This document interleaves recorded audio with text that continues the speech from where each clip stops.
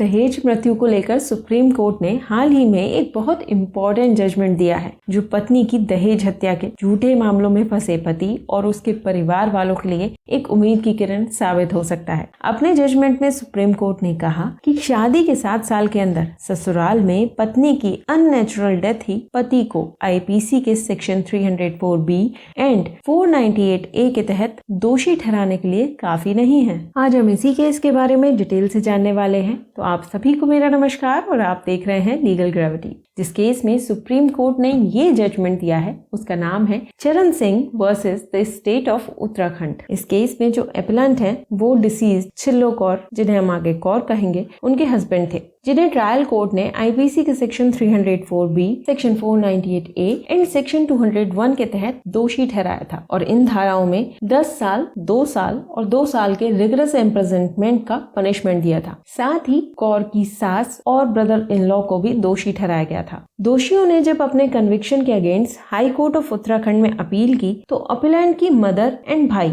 यानी कि जो कौर की मदर इन लॉ और ब्रदर इन लॉ थे उनको बरी कर दिया गया, लेकिन अपीलेंट के 304B के तहत दिए गए 10 साल के कठोर कारावास को 7 साल कर दिया गया और बाकी के कन्विक्शन को बरकरार रखा। जिसके बाद अपीलेंट ने हाई कोर्ट ऑफ उत्तराखंड के अपहेल्ड किए कन्विक्शन को सुप्रीम कोर्ट में चैलेंज किया, जिसमें सुप्रीम कोर्ट ने प्रॉपर सबूतों और गवाहों के अभाव में अपीलेंट को बरी कर दिया है। ईयर 1993 में छिल्लो कौर और चरण सिंह की शादी हुई थी, जिसके बाद से वो अपनी ससुराल में ही रहती थी। शादी के बाद जब भी कौर अपने पिता के घर आती तो कहती थी कि उसके ससुराल वाले मोटरसाइकिल की मांग कर रहे हैं, बट उसके पिता उसको समझा बुझाकर ससुराल वापस भेज देते थे। शादी के 1 साल बाद डिमांड मोटरसाइकिल से बढ़कर जमीन तक पहुंच गई। ऐसा कौर के फादर ने अपनी कंप्लेंट में लिखवाया था। शादी के 2 साल बाद कौर के फादर को खबर मिलती है कि उनकी बेटी को ससुराल में मार डाला गया है और उसका अंतिम संस्कार भी कर दिया गया है, और ऐसा मोटर बाइक और जमीन डाउरी में नहीं दिए जाने के कारण किया गया है। केस के बैकग्राउंड को देखने के बाद अब चलते हैं सीधे सुप्रीम कोर्ट के जजमेंट की तरफ, जिसमें सुप्रीम कोर्ट ने कहा कि प्रोसिक्यूशन की साइड से रखे गए एविडेंस में किसी भी विटनेस ने चरण सिंह और उसके परिवार के द्वारा उसकी पत्नी की मृत्यु से ठीक पहले दहेज की मांग को लेकर हुई किसी भी क्रूरता या फिर हैरेसमेंट की कोई भी बात नहीं करी है। कोर्ट ने ये भी ऑब्जर्व किया कि हैरेसमेंट की बात किसी ने नहीं बताई है, और ये भी कि मोटरसाइकिल और जमीन की मांग के बारे में भी सिर्फ कुछ कही गई बातें हैं, जो कि छिल्लो कौर के मरने से काफी पहले की हैं, लगभग 1 साल पहले की थी। इसीलिए सुप्रीम कोर्ट ने ये कहा कि प्रोसिक्यूशन की साइड से दिए गए एविडेंस सेक्शन 304B आईपीसी और 113B इंडियन एविडेंस एक्ट के तहत प्रिजम्पशन को इन्वोक करने के लिए जो जरूरी इंग्रेडिएंट्स होते हैं उन्हें पूरा नहीं कर रहे हैं। यही नहीं बल्कि जो जरूरी बातें सेक्शन 498A के लिए हैं वो भी पूरी नहीं हो रही हैं, क्योंकि यहाँ ऐसा कोई एविडेंस नहीं है जो कौर की मौत से ठीक पहले हुई किसी क्रूएलिटी एंड हैरेसमेंट को दिखाता हो। आइए अब जानते हैं कि कोर्ट ने ऐसा क्यों कहा कि प्रोसिक्यूशन प्रिजम्पशन को इन्वोक नहीं कर पाया है। तो इसके लिए सुप्रीम कोर्ट ने अपने कई प्रीवियस जजमेंट्स में ऐसा कहा है कि 304B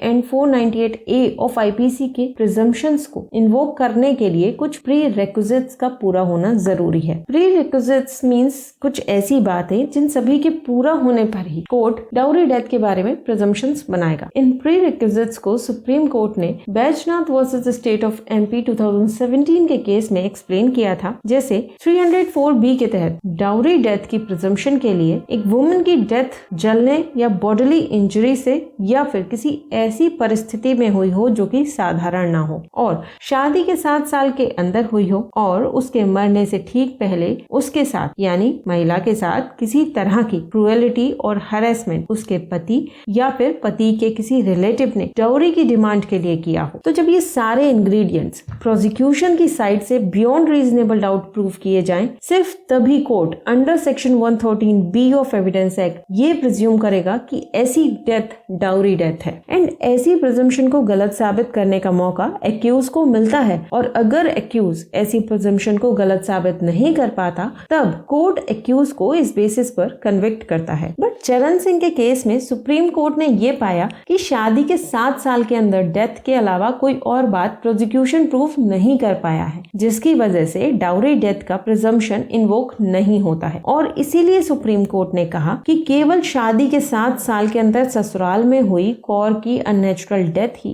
एक्यूज को under section 304B and section 498A of IPC के तहत कन्विक्ट करने के लिए काफी नहीं है। और यहाँ डेथ का कारण भी पता नहीं चला है, जिस वजह से अपीलेंट का conviction and sentence under section 304B, 498A and 201 के तहत लीगली सस्टेन नहीं कर सकता है।